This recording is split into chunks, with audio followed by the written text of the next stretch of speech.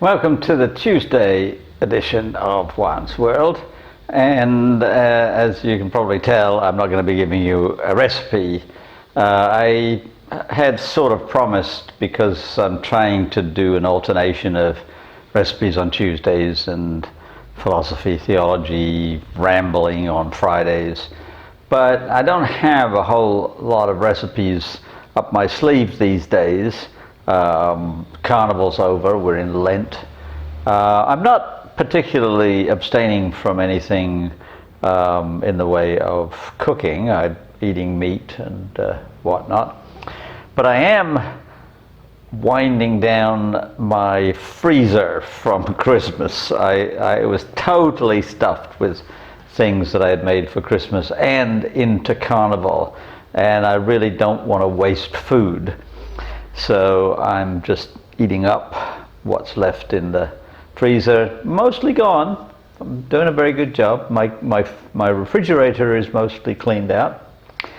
And so next Tuesday I'll probably be back in recipe mode. But for now, I want to talk about my teaching. I started teaching a course at a Bible college on Friday, and I wasn't really sure what I was going to teach, because the president of the college had said, well, you've got a whole group of bright students, and you'll be able to do whatever you want with them. And so then I arrive on Friday, and they're mostly the same students that I taught last year. A few new ones. And some of the ones I taught last year are no longer at the college, but 2/3 of the students are the same. And my topic is supposed to be the same. It's supposed to be the early church and early church doctrine of the first 5 centuries. Well, I didn't really cover the period in any great detail, so I can do lots of more things. And I spent the better part of the weekend trying to work out what I could do that would be interesting, exciting for me as well as for them.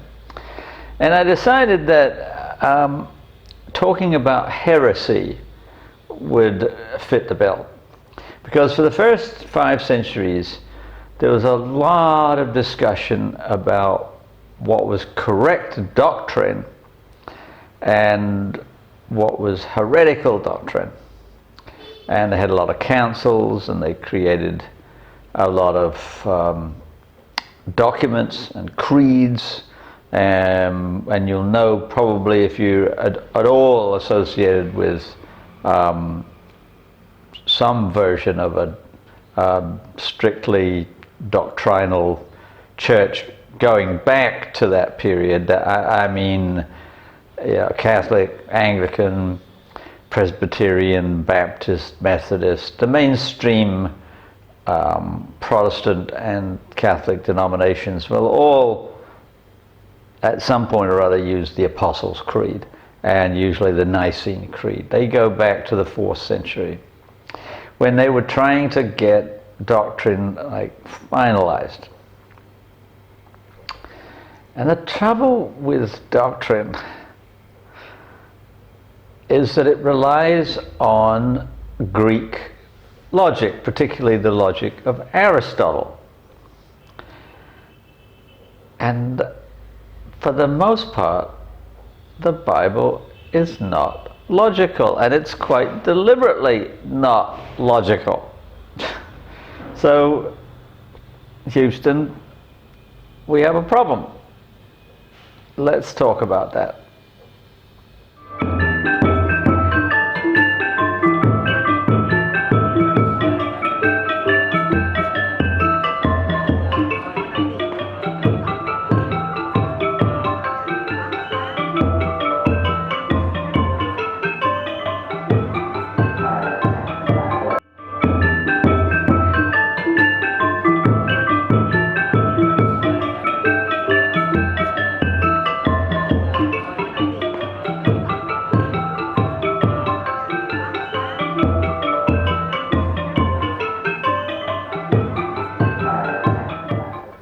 Now, a great deal is made or has been made in the past. I think it's probably not so important anymore. A great deal used to be made of the difference between the Greek way of thinking and the Hebrew way of thinking. In other words, how people who wrote the Hebrew parts of the Bible thought versus how people who wrote the Greek parts thought. Now there's two issues here, and they're really different issues. One of them is what in anthropology we call the Whorfian hypothesis. That is, that the language that you speak influences the way that you think. And for the most part, anthropologists don't accept that idea anymore. Although they do understand that different languages have an easy time of certain ways of thinking and a harder time with other ways of thinking. For simple example, in English we've got all of these different tenses and ways of constructing time, so that we can talk about something happening in a time before something else happened, or we can talk about something that will happen in the future after something else has happened, so that that future thing becomes past in relation to the even more future thing, and so forth. And so we've got the future perfect and the past perfect and the present perfect, future perfect, conditional future perfect, all kinds of different ways of being continuous. So you can say,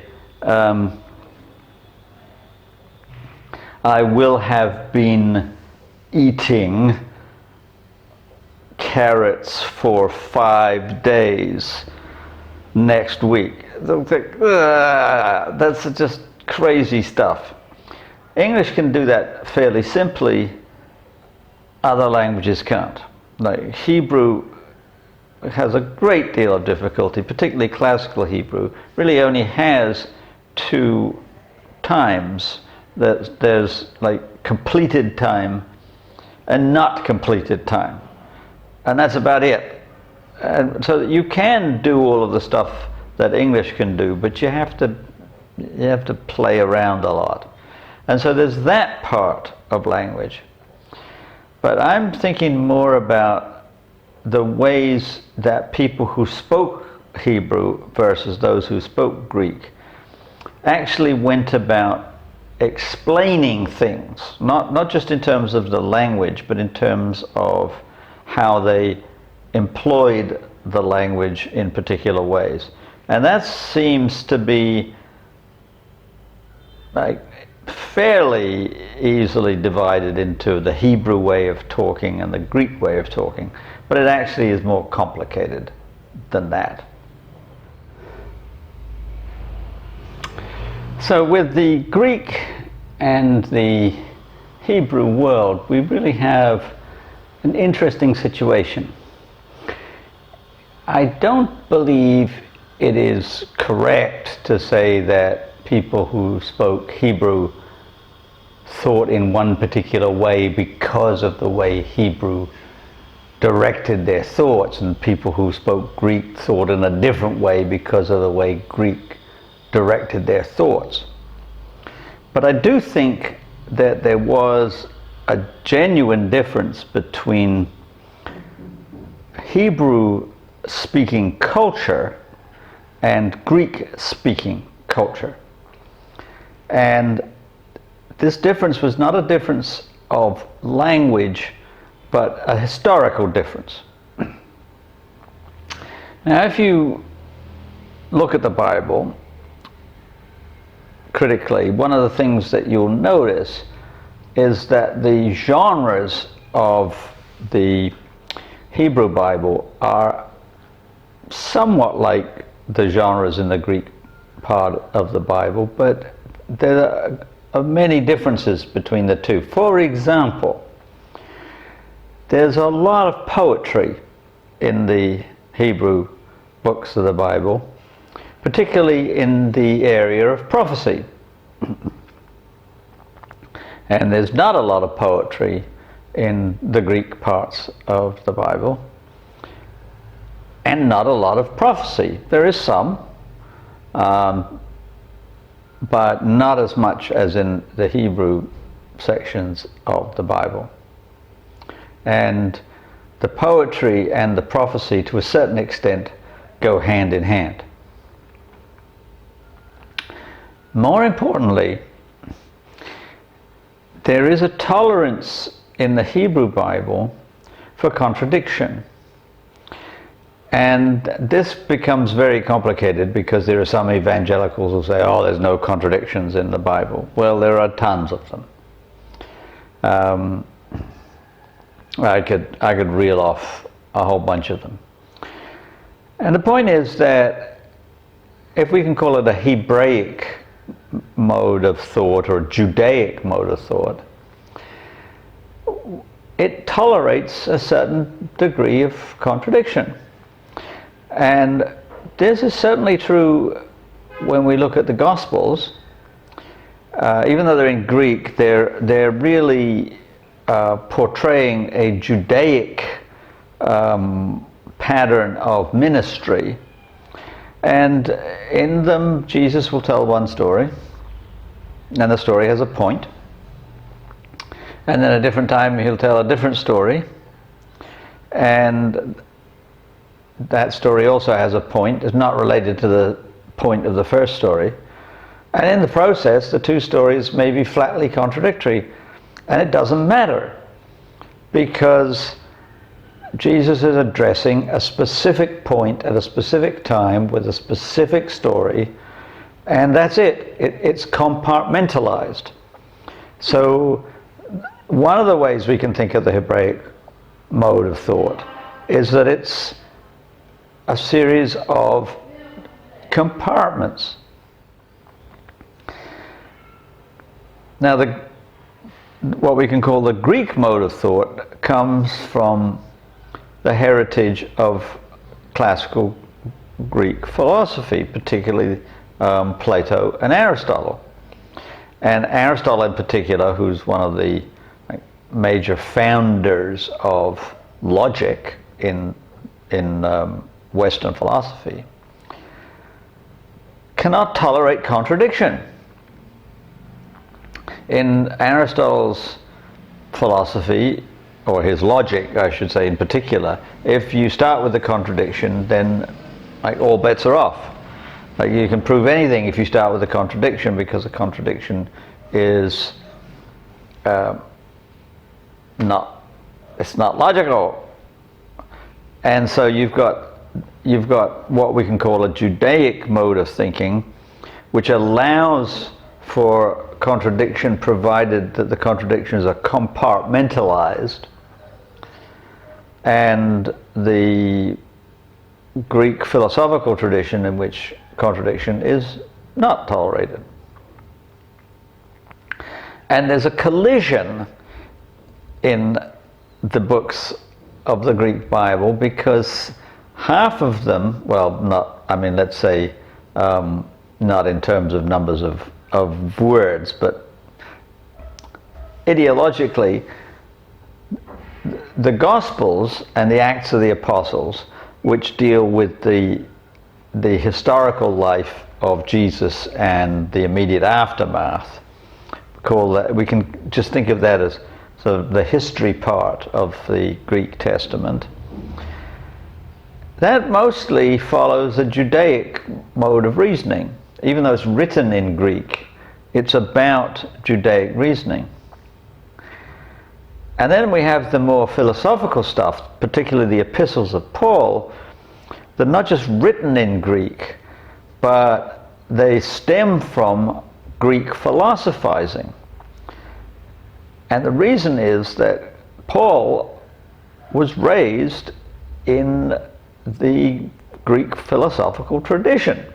He wasn't raised well, he was raised in the temple tradition also, but his upbringing within the Roman Empire, his birth town of Tarsus, which was in Asia Minor, which now is part of Turkey, the Mediterranean world was heavily infused with Greek philosophy. And so even though he became a high-ranking member of the Sanhedrin in Jerusalem, his background was Greek philosophy. So he was always in the process of interpreting Judaism with a kind of Greek flavor. But when Jesus came along, that accelerated that reinterpretation. Now, the couple of things that are important about the difference between the Hebraic way of thinking and the Greek way of thinking, which is reflected in the Hebrew Bible and the Greek Bible. So the Hebrew Bible spends a lot of time either dispensing law very specifically, like don't do this, don't eat this, and so on, in excruciating detail. You know, like what happens when you fight somebody and they get injured, but it's not serious, and but they're off work for a month, you know, blah blah blah. I mean, the excruciatingly detailed legalisms, plus stories. And the Greek Testament is split between that same methodology, that same Hebraic mode of thinking, although Jesus is saying, well, let's look at the law again. He's saying, we see the law, let's look at what's behind the individual laws. And he says, well, there's really only one interpretation. You know, you can, if you want to obey the law, the best thing you can do is to love God and love your neighbor. And then it immediately gets back into Hebraic way of thinking, because then one of the lawyers says, well, who's my neighbor? and Jesus tells the story of the Good Samaritan. He could just have said, everyone's your neighbor. Like, in other words, love God and love humanity. But he didn't. He told a story, and that's a very Hebraic way of thinking. Paul doesn't tell stories. Paul philosophizes. Paul talks about what the soul is, what the flesh is, what the spirit is, and so forth. He's much more in a Greek modality of arguing essentially what becomes doctrine, which leads me back to my original place of teaching doctrine and teaching heresies. Now, one way you could think about it is that Christianity is really a blend of the Judaic and the Greek, and Jesus provides us with the Judaic, and Paul provides us with the Greek, and we kind of need both if we're going to have a religion that is at all complex and satisfying and so forth. But it also opens up multiple avenues of interpretation, and that's why in the early centuries after the death of Jesus and Paul, that the churches had to get together and say, okay, well, what do we actually believe? And they started laying out doctrine. And the things that they were most concerned about were what happens when you die, number one, and making Easter the number one time of Christian renewal. So like what Easter means when we should celebrate it and so forth. That was a very big deal. And the second issues had to do with the nature of God and the nature of the Messiah. And they came up with this doctrine of the Trinity, that is, that God has three persons, Father, Son, and Holy Spirit, which leaves one big issue. Like, what was Jesus?